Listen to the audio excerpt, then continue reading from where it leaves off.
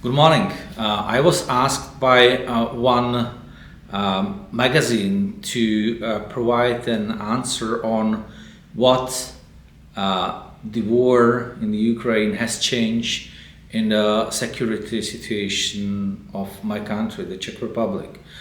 Before the article will be published, maybe I would share some of those views with you through my YouTube channel. I think we need to distinguish between two domains. One domain as, let's say, military tactical domain, and another one as a strategic one. And the answer, how the war changed the situation of my country, will be different in these two domains. What I mean by that, the Czech Republic is an integral part of so-called NATO Eastern Flank. The countries of the NATO Eastern Flank have been expressing their specific security concerns for a couple of years before the outbreak of the war, because there were specific security challenges and there was also a vulnerable part of the alliance. Looking from this pre-war perspectives, I think that we, countries on the eastern flank of NATO, can be satisfied.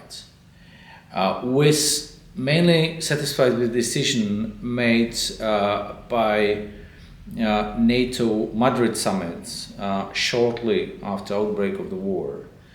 I think that the move from forward presence on the eastern flank to forward defense, from the air policing on the eastern flank to air defense, and also from deploying the brigade-size formations instead of battalion formations on NATO Eastern Flank, all point in the right direction.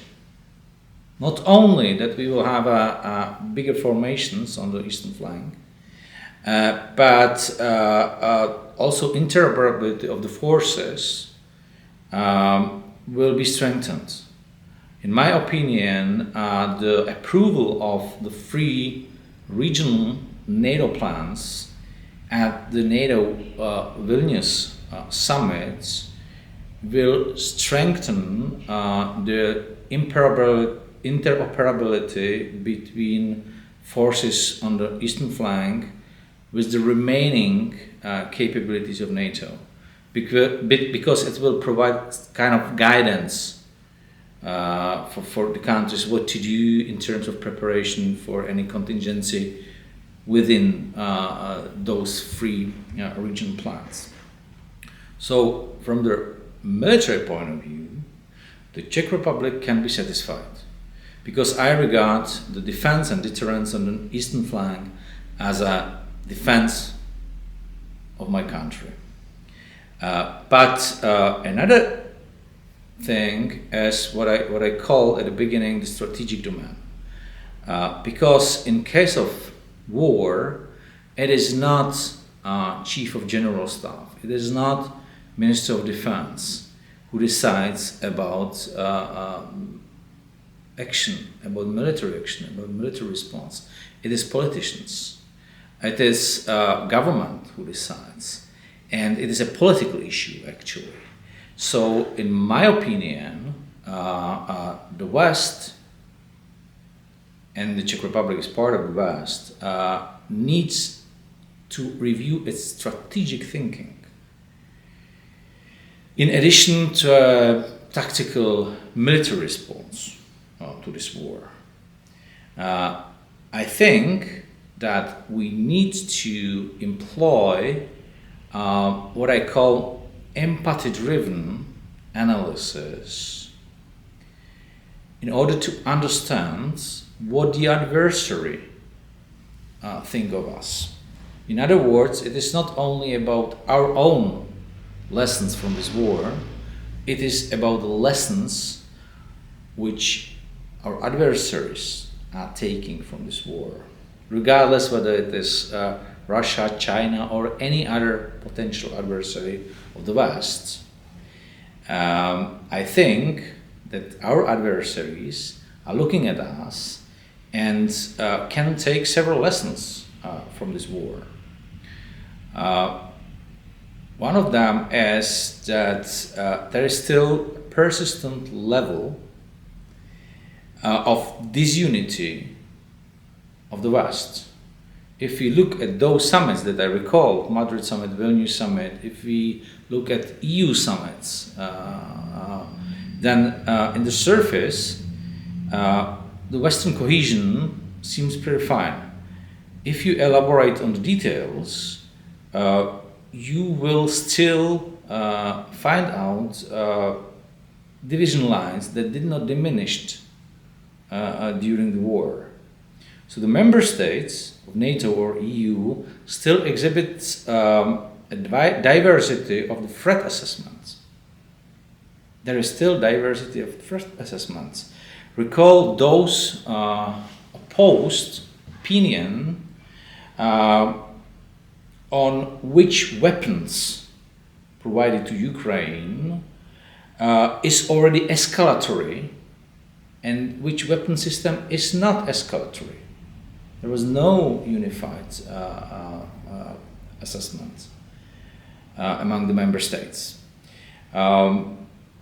EU member states were not able to agree on sanctions for sanctions against Russia for a very long time, which slowed down the pace of introducing sanctions and enabled Russians to adopt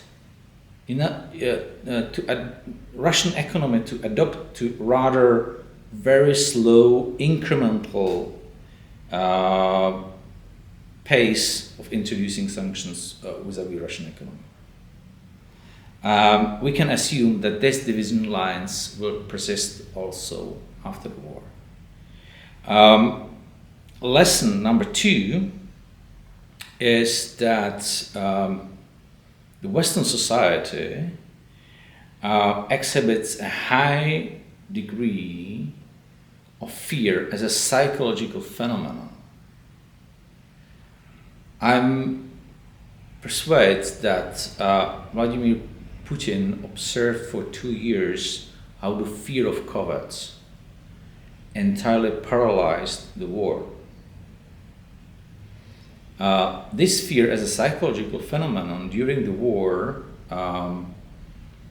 transforms into anxiety of war as such and use of military power. Therefore, the politicians did not feel support by the public to restore to some use of military power. The society is today different than from the 90s. That time, remember Srebrenica massacre that led to NATO out-of-area intervention. 20 years later, Mariupol, with far more victims than Srebrenica, did not lead to any NATO out-of-area intervention. So it means there is a societal change within these 20 years. Something that all potential enemy will take into consideration, will include in its calculus. Also, in terms of politicians who decide about the military actions, it can be said that there is quite reluctance of decision makers to take risks.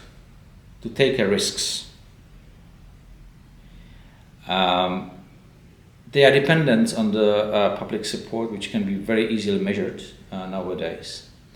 And I have to say that today, media and policy advisors or different spin doctors rather than security experts or the intelligence officers or military experts establish what politicians regard risky or not risky.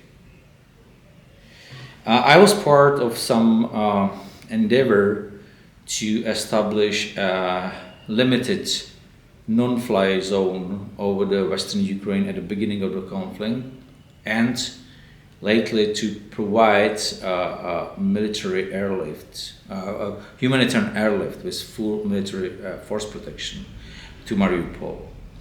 And did not materialize, and I realized that actually the true risk of both this limited non-fly zone as well as airlift to Mariupol was political one, not military. Military was perfectly feasible, but politicians were not sure that if they did airlift to Mariupol, even if they lost one or two aircrafts, they were not sure whether it will be welcomed and positively assessed by their own population. If they knew it, they would do it.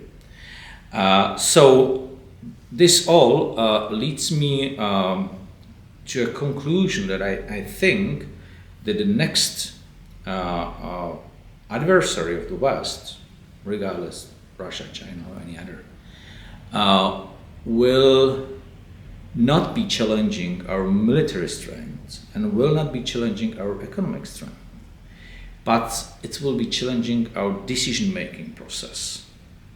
So I think political decision-making process. I think that the political task of military planners of our adversaries would be to initiate such a military contingency, such an aggressive operation that still leaves the Western decision makers with the dilemma whether to fight or not to fight. To leave this dilemma means that not only political decision-making process will be challenged, but also political unity will be challenged. So in the future, I think that NATO member states can witness some air blockade, some naval blockade, some quick assault with rapid withdrawal of the forces, all well calculated below the Article number 5 threshold. And it will be very difficult for political leaders to establish, to decide whether this is already time for military action or not. I think we need also better civilian military synergy in strategic assessment and threat assessment to establish whether we are facing a really military challenge or we are facing just blackmailing tactic, just gray war zone tactic in order to coerce us, to blackmail, to enforce some political concessions or not. So, as I said, from the military point of view, we can be satisfied with these new plans, with the new build-up. Our acquisition process is running somehow, and I think that those decisions by Madrid summit and Vilnius summit will have influence also on NATO defense planning, and it will influence also capability targets. This is going well, but in my understanding, war as a political issue, and politicians are deciding about the corresponding actions. Therefore, a pure military response to the war as not sufficient, and we are still ahead of necessary mindset change among politicians, but also among the public, because politicians are dependent on the public support. So, to what extent the war created a prerequisite for this necessary mindset change in my country is still to be assessed, and I think is, for the time being, not possible to answer as it in a satisfactory manner.